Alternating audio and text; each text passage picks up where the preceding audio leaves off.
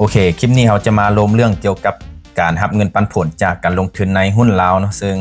สำหรับท่านใดที่ติดตามช่องของพวกเราก็จะเห็นว่าพวกเราจะทำการสอนหรือว่าสาธิตวิธีการลิ้นหุ้นลาวตั้งแต่การสมัครบัญชี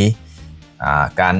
ลิ้นการซื้อขายหุ้นนั่นก็คือการเทรดเนาะแล้วก็รวมไปถึงการถือหุ้นระยะยาวเพื่อรับเงินปันผลก็คือตัวอย่างในคลิปนี้อันนี้ก็จะเป็น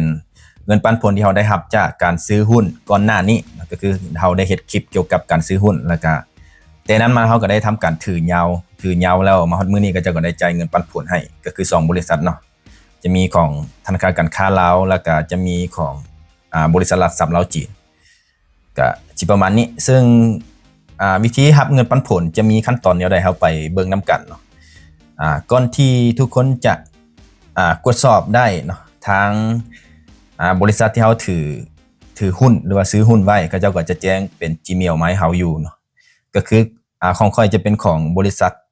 หลักทรัพย์ลาวจีนแล้วก็เจ้าก็จะแจ้งมาว่าแจ้งสำหรับเงินปันผลของบริษัทของพวกเฮาก็คือหลักทรัพย์ลาวจีนประจำปี2025จะมีอยู่ที่14กีบต่อหุ้นเนาะเขาเจ้าใจในวันที่15พฤษภาคมก็คือมื้อนี้บัดนี้เฮาก็เข้าไปเบิ่งใน BCL1 เนาะแล้วก็กดเข้าไปที่ซื้อขายหุ้นก็คือ BCL KT นั่นแหละโอเคหลังจากที่ทุกคนเข้ามาในหน้าต่างของบัญชีหลักทรัพย์หรือว่าบัญชีหุ้นลาวเนาะก็ให้ทุกคนเข้าสู่ระบบก่อนนะโดยการกดไปที่บนบัญชีนี้โอเคหน้านี้ก็ให้ทุกคนใส่เลขบัญชีหลักทรัพย์เนาะกับรหัสผ่านบัญชีหลักทรัพย์ของแต่ละคนเนาะซึ่งเมื่อบัญชีอนุมัติผ่านอันนี้เจ้าจะส่งมาทาง BCL หรือว่าบางคนก็อาจจะส่งมาทาง WhatsApp อันนี้ก็เข้ามาหน้าต่างของบัญชีหลักทรัพย์เป็นที่เรียบร้อยแล้วทีนี้ถ้าหากว่าเราอยากกดสอบเงินปันผลที่เราได้รับเนาะให้ทุกคนกดไปที่บนประวัติธุรกรรมบนนี้และให้ทุกคนไปเลื่อนแถบอยู่ถึงหั่นเนาะที่มีฟังก์ชันหลายๆให้เลื่อนไปทางซ้ายแล้วจะเห็น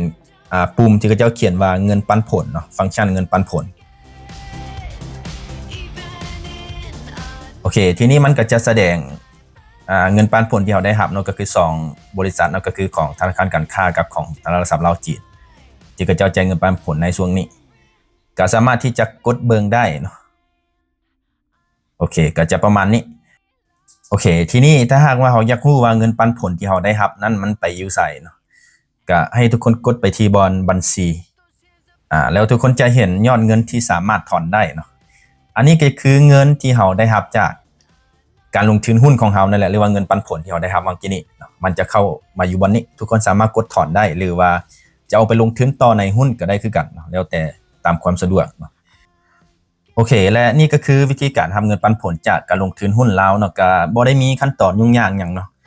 มีแต่เฮาถือไปยาวๆแล้วฮอดมื้อเขาเจ้าหักโอนเข้าบัญชีหลักทรัพย์ของเฮาก็สามารถที่จะกดถอนไปใช้หรือว่าเอาไปลงทุนต่อในตลาดหุ้นหรือว่าเอาไปเฮ็ดแนวอื่นเนาะตามความเหมาะสมได้ขอขอบใจทุกคนที่เข้ามารับชมและแสดงความคิดเห็น